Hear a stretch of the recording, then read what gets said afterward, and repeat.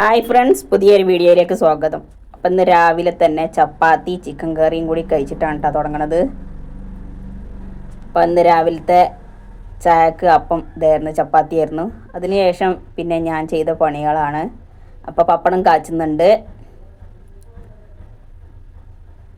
അപ്പോൾ പപ്പടം കാച്ചൽ കഴിഞ്ഞ് കഴിഞ്ഞാൽ പിന്നെ മീൻ പൊരിക്കാൻ നിൽക്കും. അത്ര പണികളെ ഞാൻ ഇന്ന് ചെയ്തിട്ടുള്ളൂ കേട്ടോ. ഇത് ഇന്നത്തെ വീഡിയോ അല്ല, ഇന്നലത്തെ വീഡിയോ ആണ്. ഇന്നലെ ഞാനിത് ഷൂട്ട് ചെയ്തത്. ഇന്നത്തേത് വേറെ ഉണ്ട്. രണ്ട് ദിവസത്തതും കൂടി ഒരുമിച്ചാണ്.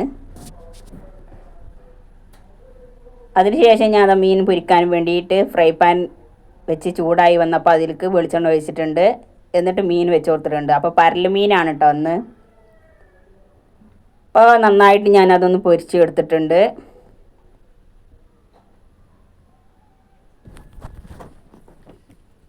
പിന്നെ ഞാൻ ചോറ് കഴിക്കാൻ വിചാരിച്ച്.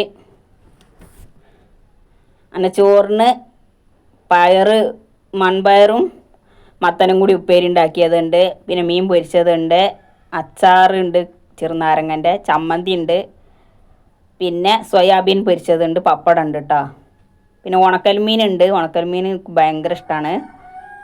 അതുകൊണ്ട് ഞാൻ പച്ചമീൻ ഉണ്ടെങ്കിലും ഉണക്കമീൻ കഴിക്കും. പിന്നെ വൈകുന്നേരത്ത് നുറുക്ക് ഗോതമ്പം കൊണ്ട് ഒരു ശർക്കര ഒക്കെ ഇട്ടിട്ട് ഒരു സംഭവം ഉണ്ടാക്കിയിട്ടുണ്ട്. അതിലേക്ക് ചായയും കൂടി കുടിച്ചു.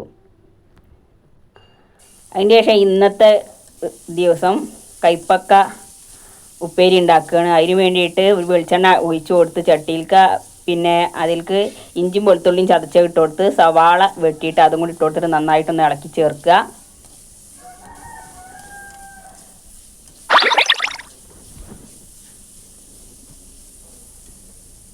പിന്നെ അതിലേക്ക് ഉപ്പിട്ട് കൊടുക്കുക. എന്നിട്ട് എല്ലാം കൂടി വീണ്ടും ഒന്നും കൂടി ഇളക്കി ചേർത്തിട്ട് ആ സവാള ഒന്ന് വഴന്ന് വരണം.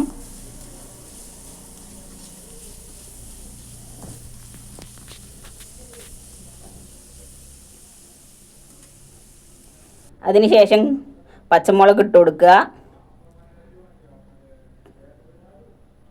പിന്നീട് കൈപ്പക്ക കഷ്ണം വെട്ടിയത് ഇട്ട് കൊടുക്കുക. ഒരു നുള്ളി മഞ്ഞൾപ്പൊടി കൂടി ചേർത്ത് കൊടുക്കുക കേട്ടോ. കളറൊന്ന് മാറി കിട്ടാൻ വേണ്ടിയിട്ട് മാത്രം ആണ്. ടേസ്റ്റിനും ചെറിയൊരു വ്യത്യാസം ഉണ്ടാവും. എന്നിട്ട് അടച്ച് വെച്ച് നല്ല രീതിയിൽ വേവിച്ചെടുക്കണം. അതിലേക്ക് തക്കാളി ചെറിയ കഷ്ണങ്ങളാക്കി എടുത്ത് ഇട്ട് കൊടുക്കുക. എന്നിട്ട് എല്ലാം കൂടി വീണ്ടും ഒന്ന് വേവിച്ചെടുക്കുക, ഇളക്കി ചേർത്ത് കൊടുത്തതിന് ശേഷം.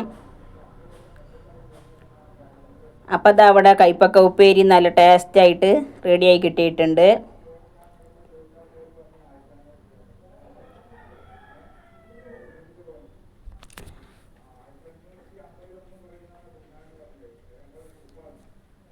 അതിനുശേഷം ഞാൻ ചോറ് കഴിക്കാൻ വിചാരിച്ച്.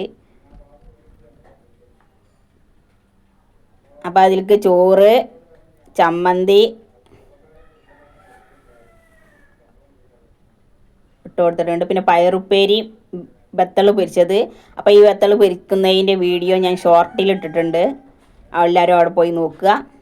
പിന്നെ കൈപ്പക്ക ഉപ്പേരി, ബത്തൾ മുളക് ഇട്ടതും കൂടി ഉണ്ട് കേട്ടോ.